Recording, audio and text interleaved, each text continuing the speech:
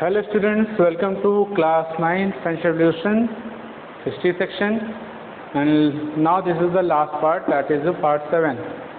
हम लोग स्टूडेंट्स इस वक्त क्लास 9 की हिस्ट्री लेसन पे हैं जो कि फ्रेंच रेवोल्यूशन का है पहला लेसन। और अब तक जितने पार्ट बने पार्ट 6 तक आप लोगों ने देखा किस तरह से फ्रांस में क्रांति वगैरह हुई। अब हम लोग इस वक्त लास्ट पार्ट पर हैं, यानी कि फ्रांसीसी रेवोल्यूशन के लास्ट पार्ट पर हैं, पार्ट 7, जो कि है एबॉलिशन ऑफ स्लेवरी। इसमें हम एबॉलिशन ऑफ स्लेवरी और everyday life during France revolution और नेपोलियन बोनापार्ट के बारे में पढ़ेंगे, ठीक है। तो एबॉलिशन ऑफ स्लेवरी, तो स्टूडेंट पार्ट 6 जिन्होंने अभी तक से प्रीवियस वीडियो नहीं देखी है देख लीजिएगा। पार्ट 6 तक हमने फ्रांस में अब तक जितनी भी घटनाएं घटी वो बताया था। पार्ट 6 में हमने बताया था रिपब्लिक ऑफ वुमेन्स रिपब्लिक के बारे में बताया था। Did women's get the republic और not during the France revolution, उनका क्या अहमियत था, क्या योगदान था, ठीक है। Now come to the abolition of slavery. तो आपको बताते चले थोड़ा सा रिव्यू करके, आपको ध्यान होगा जैकोबिन रिजाइम याद है, ये किसका समय था? जैकोबिन क्लब किसका था, किसने बनाया था? कुछ याद आएगा आपको मैक्सिमिलियन रॉबर्टस्पियर के बारे में, राइट। तो मैक्सिमिलियन रॉबर्टस्पियर के समय ही ये जैकोबिन रिजाइम था। इन्होंने अपने टाइम में स्लेवरी को अबॉलिश कर दिया था, अबॉलिशन ऑफ स्लेवरी, ठीक है। यानी कि ड्यूरिंग 1794 में कुछ समय तक के लिए ये स्लेवरी हटा दी गई थी। दास प्रथा था क्या स्टूडेंट्स? दास प्रथा थी एक तरह से प्रथा जिसमें फ्रांस एक ट्रायंगुलर, जिसमें मान लीजिए ट्रायंगुलर है फ्रांस, जैसे कि आप यूँ कहिए कि भारत में यूरोपियन की कॉलोनीज थी। कॉलोनीज होती है वो जगह जहाँ पे ये लोग ट्रेड करते हैं। जैसे कि मान लीजिए कि ब्रिटिश सरकार के व्यापारी वर्ग यहाँ पर आते थे, अपनी इंडस्ट्रीज़ लगाते थे, अपने कुछ ऑफिसर्स को यहाँ नियुक्त करते थे इंडस्ट्रीज़ में कि वो उसकी देखरेख करें। मैन्युफैक्चरर और मेन जो होता था वहाँ बैठा रहता था ओनर, लेकिन यहाँ पे इंडस्ट्रीज़ में मैन्युफैक्चरिंग वगैरह होती रहती थी, ठीक है। तो यहाँ पे लोकल लोगों को हायर किया जाता था काम करने के लिए, और कभी कभी बाहर देशों से स्लेव लाया जाता है। अभी स्लेव है क्या? स्लेव अफ्रीका में, मतलब कि जो वहाँ पे जो समुदाय कबीले के लोग होते थे अपने कबीले के लोगों को मतलब कि बेचा करते थे। किसके हाथों? ट्रेडर्स के हाथों। ये ट्रेडर्स होते थे, आप कॉन्ट्रैक्टर कह सकते हैं, दलाल कह सकते हैं, ब्रोकर कह सकते हैं। इन लोग को बेचा करते थे, ठीक है। ये लोग क्या होते थे? स्लेव्स खरीद देते थे, और स्लेव खरीद करके ये लोग ले जा करके सेल कर देते थे। कहाँ पे? नैंटेस और बॉर्डेस एक जगह थी फ्रांस में, ठीक है। फ्रांस यूरोपियन में ये स्लेव्स की खरीदारी होती थी। यानी अफ्रीका से जो कुछ ब्रोकर्स कह लीजिए या जो कॉन्ट्रैक्टर्स होते वो लोग स्लेव खरीदते थे, ट्रेडर्स होते थे, वो भी एक तरह से वो स्लेव ट्रेडरी में काम करते थे। मतलब कि उनका काम ही था ट्रेड, उनका व्यापार था गुलामों खरीदना और बेचना। तो गुलामों को अफ्रीका से खरीदते थे और ले जाकर नाइन्टीज ऑफ बॉडी जो कि बंदरगाह होती थी फ्रांस की, वहाँ पर उसको सेल आउट करते थे।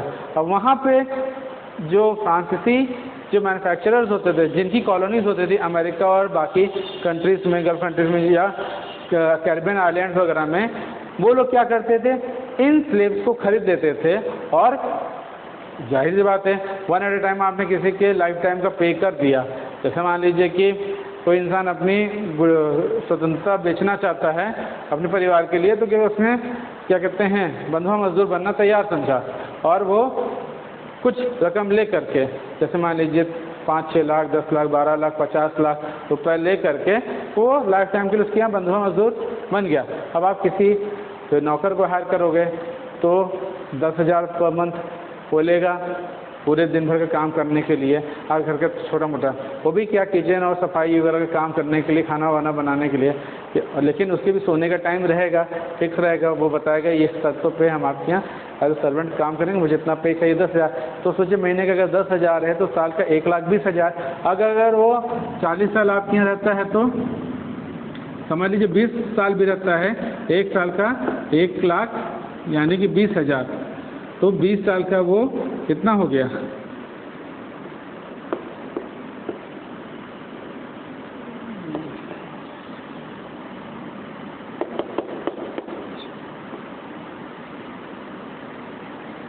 1 10 100 1000 10 लाख 10 लाख करोड़, यानी 2 करोड़ 44 लाख। यानी कि 20 साल वो आपके यहाँ काम करेगा, जब तक उसके शरीर में दम है, जब तक जीवित है, तो 2 करोड़ 44 लाख रुपए वो अब तक आपसे पा चुका होता है। तो इसी तरह लोग क्या करते थे, अपनी स्वतंत्रता खुद से बेच रहे, कुछ दबाव में बेच देते थे, सरदार लोग उनको बेच देते थे दूसरों के हाथों, ठीक है, ट्रेडर्स, स्लेव ट्रेडर्स के हाथों। स्लेव ट्रेडर्स उनसे कुछ रकम लेकर के उसको खरीदते थे और 90 बॉडीज़ के बंदरगाह पे जाकर के मैन्युफैक्चरर्स को बेच देते। ये मैन्युफैक्चरर्स क्या करते थे, उनसे थोड़े से दाम ज़्यादा लगा के, मान लीजिए उसने अगर 30 लाख में खरीदा, 50 में बेचा, तो ये मैन्युफैक्चर 50 लाख में खरीद करके उनको अपने यहाँ काम पे रख लिया। अब सोचिए, लाइफ टाइम पे उनकी ज़िंदगी रख लिया उन्होंने अपने पास एक तरह से, और वो पूरे लाइफ टाइम उनके स्लेव बने रहेंगे और उसे जाके उन कॉलोनीज़ में काम करा जहाँ पे ये मैन्युफैक्चरर जा नहीं सकते थे। क्यों? क्योंकि कुछ तो कह सकते हैं कि इक्वेटोरियल क्लाइमेट की वजह से ये अपने देश में नेटिव थे, तो वहाँ का मौसम इनको सूट करता, किसी और अमेरिका या इंडिया जैसे मौसम उनको सूट नहीं करते थे, कॉलोनीज़ वगैरह। अच्छा, दूसरा चीज़ क्या था, ये प्लांटेशंस वगैरह करवाते थे, ठीक है। जो चीज़ की खेती इनके देश में नहीं हो पाती थी, ये खेती ये दूसरे देशों में वहाँ की ज़मीन खरीद के करते थे, तो उसके लिए इनको मजदूर और वर्कर चाहिए, तो इस स्लेव्स का इस्तेमाल करते थे। तो ये कुछ चीज़ हम लोग इस चैप्टर में भी जानेंगे। तो जैकोबिन डिजाइन जो थे, इस चीज़ को बंद कर दिया था जो कि चला आ रहा था। अब ये देखिए,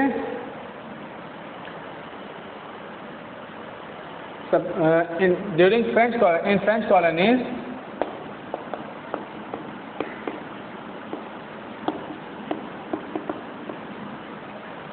suppliers of commodities such as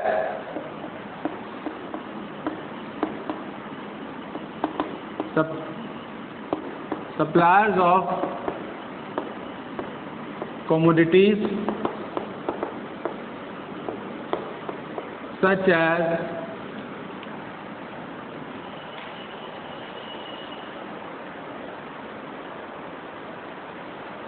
as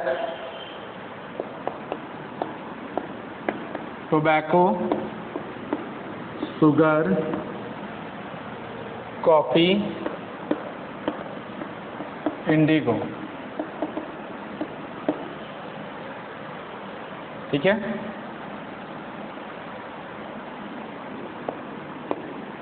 colonies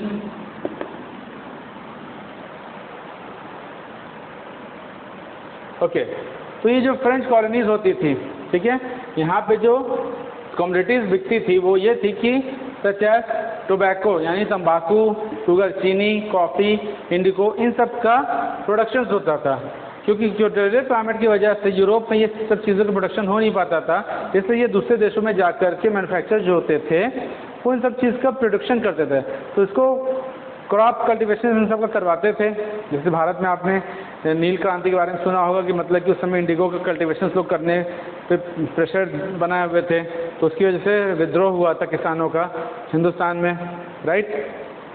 उसी तरह फ्रांसीसी कॉलोनीज जो जहाँ पे थी वहाँ पे जो मैन्युफैक्चरर्स थे वो कम्युनिटीज़ जैसे कि टोबैको, शुगर, कॉफ़ी और इंडिगो का कल्टीवेशन करवाते थे।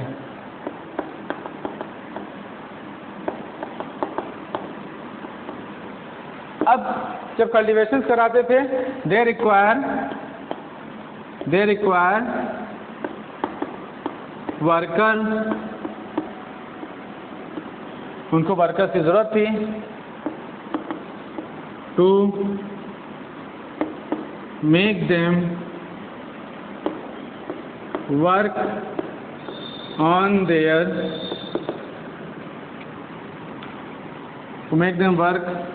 देयर फील्ड, जो उनके फील्ड पे काम कर सकें, राइट, जो उनके फील्ड पे मतलब कि काम कर सकें।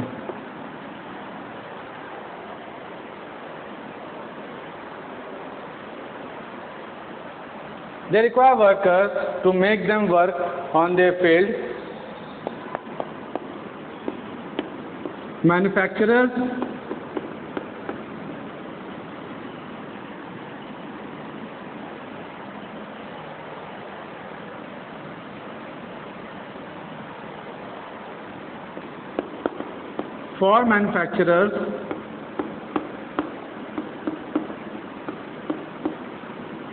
These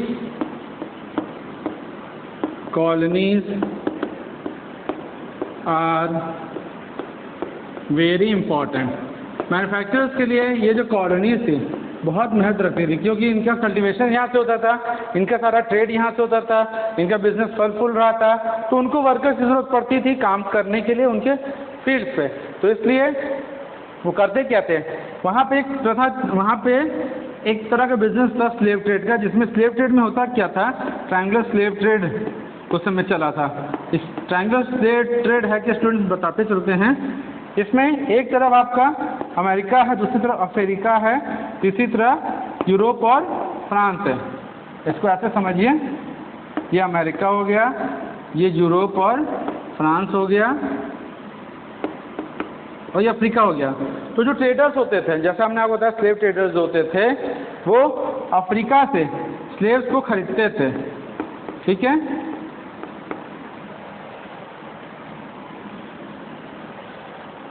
अफ्रीकन कंट्री से स्लेव को खरीदते थे और ख़रीद करके वो यूरोप में ले जाते, जैसा कि हमने बताया था अभी आपको, ठीक है। फ्रांस यूरोप के, वहाँ पे एक शहर था, बंदरगाह था, नाइंटेस और बॉर्डियस।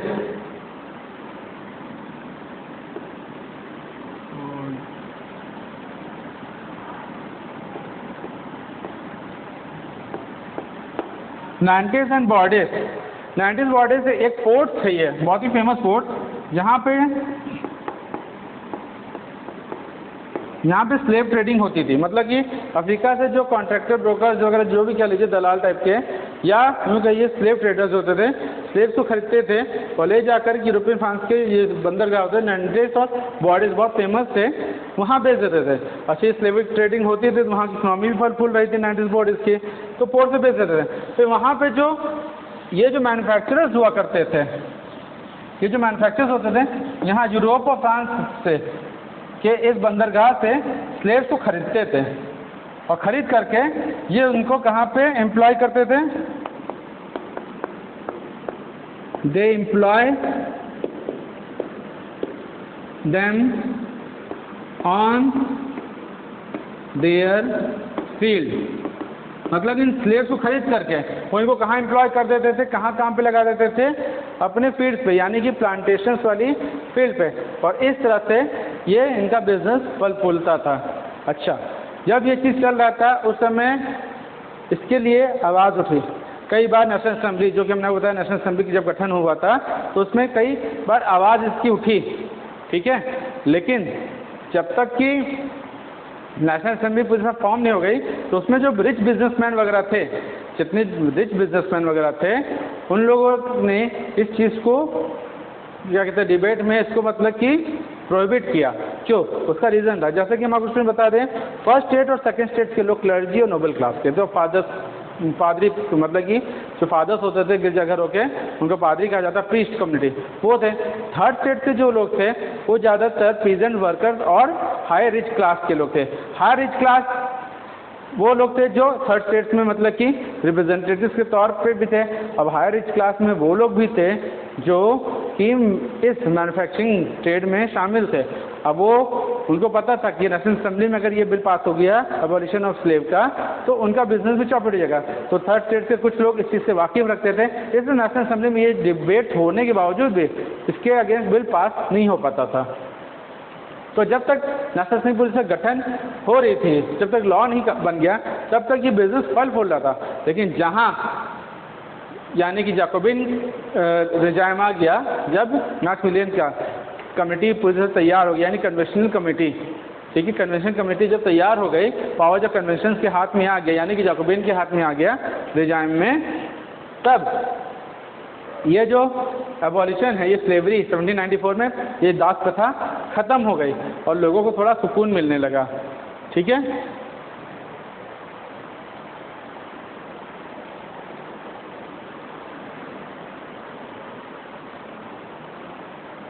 ठीक है, तो ये जो दास प्रथा थी खत्म हुई थी। ओल्ड रिजाइम में क्या था? ओल्ड रिजाइम में ये चीज़ कंटिन्यूटी बनी हुई थी, यानी कि लुई 16 के समय ये दास प्रथा बनी हुई थी। लेकिन ये जो दास प्रथा खत्म हुआ था वो कुछ समय के लिए ही खत्म हुआ था।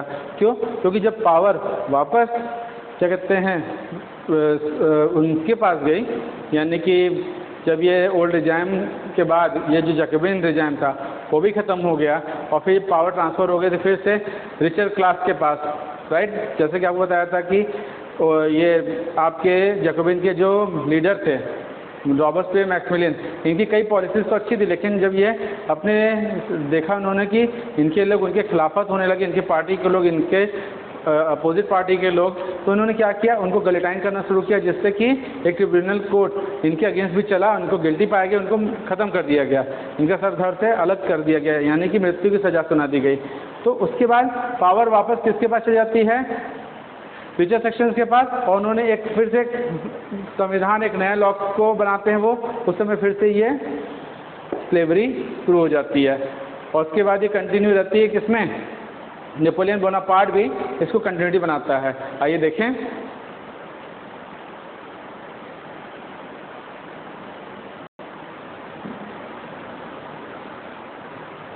ओके स्टूडेंट्स, जैसा कि मैंने बताया कि इसके पहले अबॉलिशन ऑफ स्लेवरी, मतलब कि जो दास प्रथा थी, आखिर में जा करके अभी आप लोग जानेंगे कि जो दास प्रथा थी वो तो ख़त्म हुई बाद में, लेकिन कब, 1848 में जाकर, यानी 1848 में जाकर के।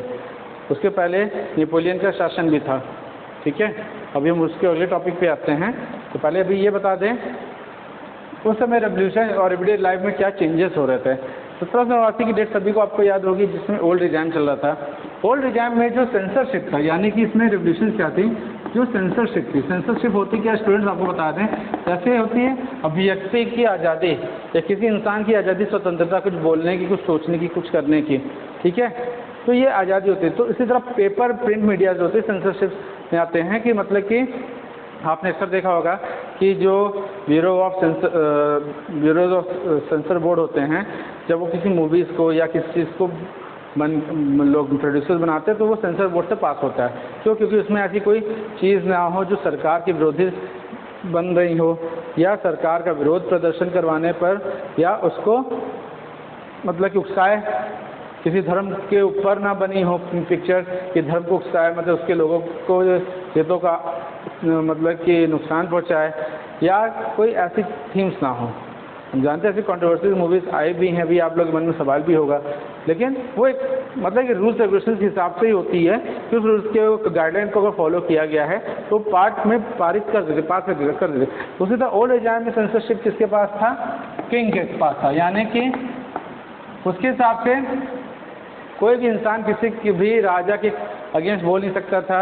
उसमें प्रिंट, पेपर, मीडिया जो भी होता था, पब्लिश मीडिया, मतलब कि प्रिंटिंग उससे होती थी, तो लोग राजा के अगेंस्ट कुछ चीज़ बोल नहीं सकते थे, राजा को कुछ कह नहीं सकते थे। तो सब सेंसरशिप जो था ओल्ड रिजाइम के पास था। लेकिन जब रेवोल्यूशनरी गवर्नमेंट बनी, जब रेवोल्यूशनरी गवर्नमेंट फॉर्म हुई, कब हुई, जब रेवोल्यूशनरी गवर्नमेंट फॉर्म हुई तो लोगों को उस समय आज़ादी मिल गई, और ये न्यू रिजाइम, यानी कि जो उस समय नई गवर्नमेंट बनी थी उसके पास चला गया था, और उसमें आज़ादी क्या थी, declaration of right of speech and expression, मतलब कि लोगों की स्वतंत्रता दी गई थी, अधिकार उनके कि वो अपनी बातों को व्यक्त कर सकते हैं भाषण के थ्रू, या अपने भावनाओं को व्यक्त कर सकते हैं। Declaration of right of speech and expression, freedom of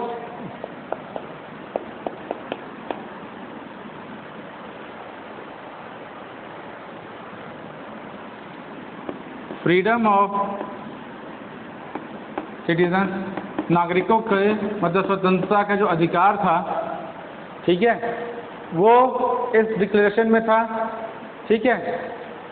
साथ ही साथ use of printing paper two express and views and ideas in which printing of papers to express and views and ideas, मतलब कि उनकी भावनाएं और उनके जो विचार, नजरिया विचार था उसको किसमें, in which गवर्नमेंट, सॉरी एक minute,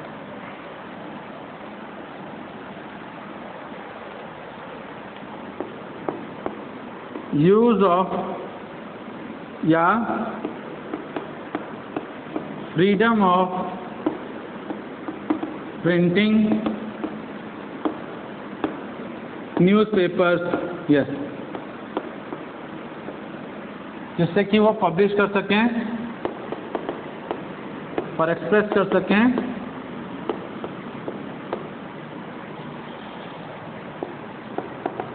views and ideas of government, जो समय गवर्नमेंट थी यानी न्यू रिजाइम में, एंड डिस्कस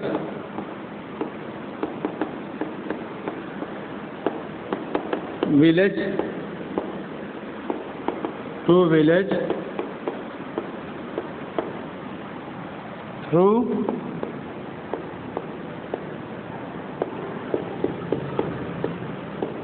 न्यूज़पेपर्स। सो आपको पता है जैसे रेवोल्यूशनरी गवर्नमेंट फॉर्म हुई, एक नया रिजाइम हुआ, पता है एक नया शासन आया गवर्नमेंट का, declaration of rights of speech, जिसमें डिक्लेरेशन क्या थी, स्पीच का राइट का डिक्लेरेशन था, एक्सप्रेशन अपनी भावनाओं को व्यक्त करने का, यानी अभिव्यक्ति अपनी चीज़ों को व्यक्त कर सकता था, गवर्नमेंट के बारे में कुछ बता सकता था, गवर्नमेंट कोई चीज़ को नहीं समझ में आती थी उसके क्वेश्चन प्रोटेस्ट वगैरह कर सकता था। फ्रीडम ऑफ सिटीजन, नागरिकों को उनकी स्वतंत्रता दी गई थी। Use of freedom and printing newspapers, जितने भी मतलब कि न्यूज़पेपर्स थे, सेंसर्स थे, मतलब कि जो प्रिंट मीडिया थे उनको आज़ादी दी गई थी, किस चीज़ की, मतलब कि न्यूज़पेपर्स प्रिंट करने की, पब्लिश करने के लिए। साथ ही साथ व्यूज़, विचार और जितने भी थे उनके नज़रिए थे गवर्नमेंट को देखने के, उसको वो पेपर में प्रिंट करते थे, उस पर गांव-गांव पे वो पेपर न्यूज़पेपर जो थे जाते थे, विलेज टू विलेज, यानी गांव-गांव में सारे मैटर्स डिस्कस किए जाते थे। मतलब ये चीज़ें जो सेंसरशिप थी ये ओल्ड रिजाइम में नहीं थी, लेकिन न्यू रिजाइम में ये सेंसरशिप की आज़ादी दी गई थी। ओके, अब क्या होता है, ये तो कुछ समय तक चला, लेकिन ये इस पे भी रोक लग गई थी। कब? जब नेपोलियन का आगमन हुआ। ठीक है,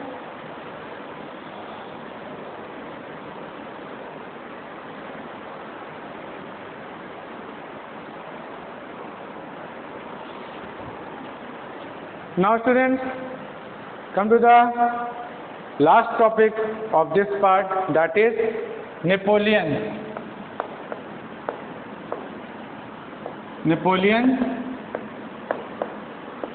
Bonaparte, right? जैसा कि आप जानते हैं कि जिस समय फ्रांस में ये सारी गतिविधियां चल रही थी, तो आपको मैंने बताया था उस समय कोई एक था जो इन सारी चीज़ों को ध्यान से देख रहा था, और वो था नेपोलियन।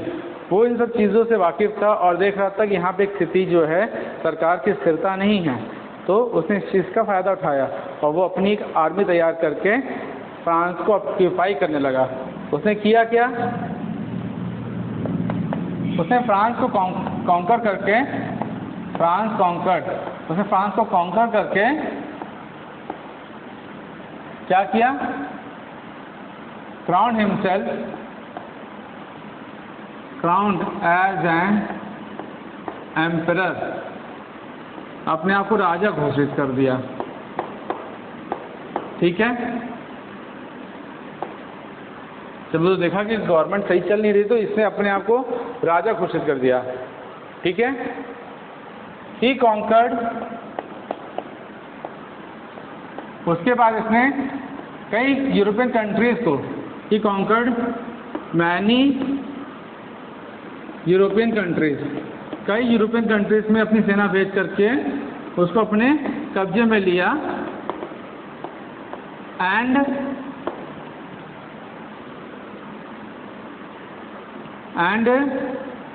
employ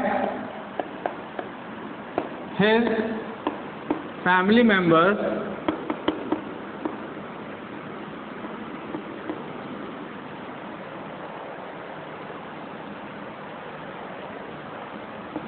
और इस अपने एम्प्लॉय वर्ड सही नहीं रहेगा, appoint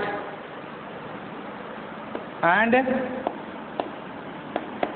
appoint his family members, अपने ही परिवार के सदस्यों को देयर, वहीं पे उस राज्य में उसने अपॉइंट कर दिया। मतलब कि इसने क्या कि पहले तो उसने अपने आप को फ्रांस का राजा घोषित कर दिया, शासक घोषित कर दिया, फ्रांस को कॉन्कर करके अपनी सेना तैयार करके। फिर इसने क्या किया, ये कई यूरोपियन कंट्रीज को अपने कब्जे में लेने लगा, चाहे वो डेमोक्रेटिक कंट्रीज थी, चाहे वो रेवोल्यूशनरीज थी, चाहे वो वहाँ पे मोनार्की था, वो उन सभी यूरोपियन कंट्रीज को अपने में मिलाने लगा, अपना एम्पायर एक्सपैंड करने लगा और वहाँ पे अपनी सेना भेज करके युद्ध कर देता और उसके ज़रिए उस कंट्रीज को ऑक्युपाई कर लेता। ऑक्युपाई करने के बाद अपने ही फैमिली मेम्बर्स को वहाँ पे उसका अपने अंडर में मंत्री या शासक टाइप का सबऑर्डिनेट बना के बैठा देता था, जिससे कि वो कंट्रीज इसके कंट्रोल में रहती थी। जब ये चीज़ चल रहा था तो लोगों ने इसको देखा कि the people of France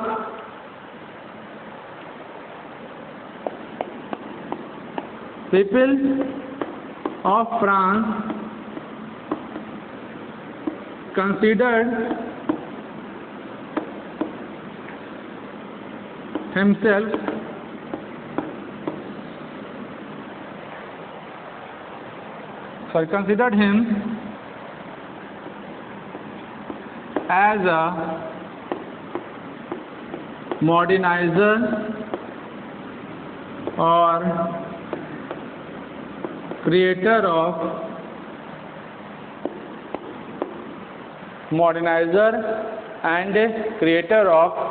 new Europe. France के लोगों ने देखा कि क्या कहते हैं, इसने कुछ ऐसी पॉलिसीज इंट्रोड्यूस की थी, आपको बताएंगे। शुरू में जब ये नेपोलियन क्राउन हुआ था, अपने आप क्राउन किया था, तो इसने कुछ अच्छी चीज़ें भी की थी। वो क्या थी पहले देखिए, तब आपको समझ में आएगा। पहली, protection of private property, protection of private property,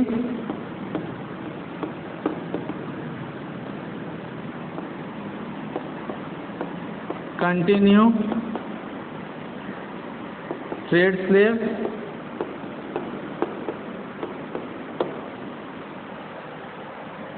B, uniform system of measurement,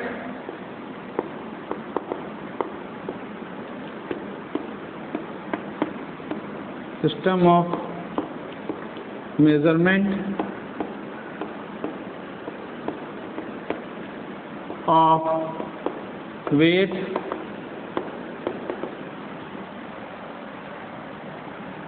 introduced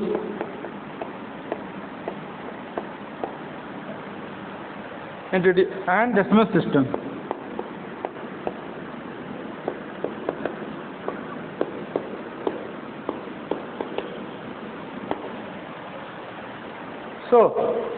जैसे हमने बताया कि पीपल ऑफ फ्रांस इसको कंसीडर करने लगे थे, क्या एक तरह से moderniser, creator of new Europe. उनका मानने, वो लोग मानने लगे कि एक नए यूरोप का मतलब कि नक्शा बन रहा था, जो किसके हाथ में था, नेपोलियन के हाथ में। वो कुछ एक नई पॉलिसीज ला रहा था, जो कुछ लोगों के लिए अच्छी थी तो कुछ लोगों के लिए बुरी थी। बुरी किस लिए थी आपको बता दें, उसने स्लेव ट्रेड को कंटिन्यू कर दिया था।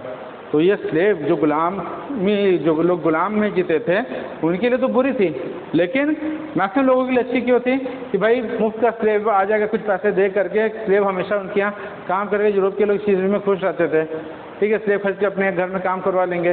तो इसलिए ये लोग उसको मॉडर्नाइजर और क्रिएटर ऑफ यूरोप मानने लगे थे कि एक नया नक्शा ये मतलब कि बना रहा था। क्यों? साथ ही साथ ये प्रोटेक्शन ऑफ प्राइवेट प्रॉपर्टी, यानी कि किसी की निजी संपत्ति है जो रिच क्लास के लोग हैं।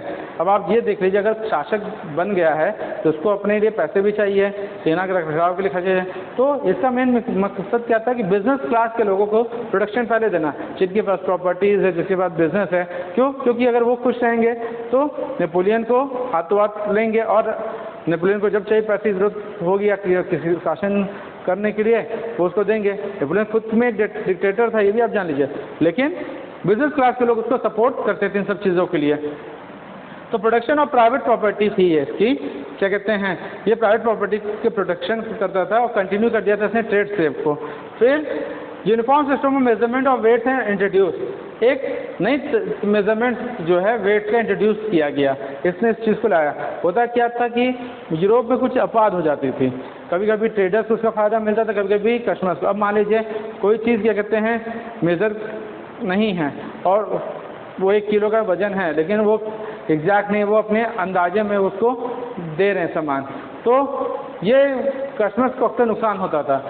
तो इसने क्या किया, इसने बिजनेस ट्रेड जो है अच्छे से चल सके, उसने एक यूनिफॉर्म सिस्टम ऑफ मेजरमेंट बनाया। यूनिफॉर्म सिस्टम ऑफ मेजरमेंट जो है वजन का नाप तोल करने का तरीके का, उसको इंट्रोड्यूस किया। साथ ही साथ इसने डेसिमल सिस्टम को इंट्रोड्यूस किया।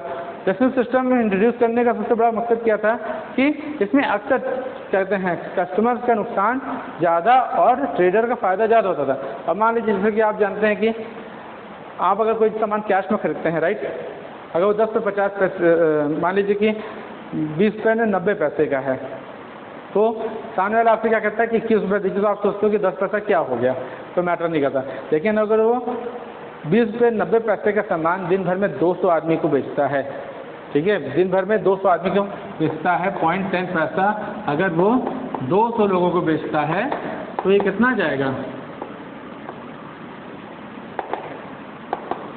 यानी कि उसने दिन भर में 20 रुपये एक्स्ट्रा कमा लिया 10-10 पैसे में, है ना। एक दिन में 20 रुपये, तो 30 दिन के हिसाब से कितना हो गया 600, यानी महीने का 600 से रुपये मुफ्त मिल रहे हैं। आप सोच रहे हो 10 पैसा केवल है, तो साल भर का कितना हो गया, 600 अगर महीने का हुआ तो साल का कितना हो गया, तो 672, यानी कि नियर अबाउट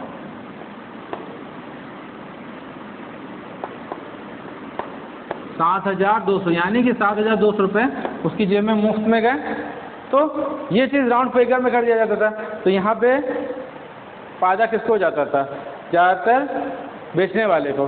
तो ये चीज़ जब नेपोलियन को पता थी तो नेपोलियन ने क्या किया है, डेसिमल सिस्टम इंट्रोड्यूस कर दिया, ठीक है। इंट्रोड्यूस करने पे अब वो चीज़ें उतने में ही बिकती थी। अगर कोई वैल्यू का प्राइस, मतलब किसी कम्युनिटी का प्राइस जो है 20 रुपये 10 पैसे है, तो 20 रुपये 10 पैसे की ही बिकती थी। ये तो खैर इंडियन करेंसी के हिसाब से हम आपको बताए हैं। तो ये सारी चीज़ें देख करके लोगों ने देखा कि नेपोलियन कुछ अच्छा कर रहा है, ठीक है। लेकिन लेटर ऑन में क्या हुआ कि इसकी जो सेना थी जब शक्तिशाली होने लगी तो जगह जगह कंट्रीज में इन्वेट करने लगे, तो एक समय आया बैटल ऑफ वाटरलू, जो कि 1815 के समय की बात है।